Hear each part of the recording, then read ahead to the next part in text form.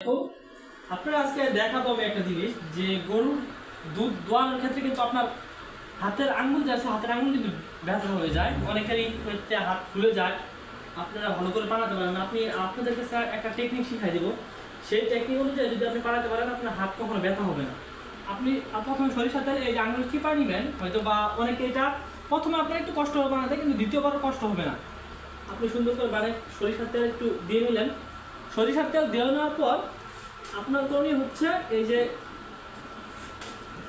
দুই আঙুলের চিপা আছে, এই দুই আঙুলের চিপায় সুন্দর করে দুইটা বান ঢুকাই নেবেন। দেখো তো সামনে দুই বান আঙুলের দুই চিপায় দুইটা বান ঢুকাই নিয়ে যে সুন্দর করে টান দিবেন। এইভাবে টানবেন, অবশ্যই ইনশাআল্লাহ দুধ বেশি বেশি বের হবে। আবার মনে করেন এইভাবে আপনার হাত বিষ হয়ে গেছে, আবার এইভাবে টানবেন, আপনার হাত কখনো বিষ হবে না। আবার এইভাবে যদি বিষ হয়ে যায় আবার এইভাবে ধরলেন, দুই আঙুলের চিপা এইভাবে করে দুধটা বানাবেন, আপনার অবশ্যই ভালো হবে। আসসালামু আলাইকুম, সবাই ভালো থাকবেন।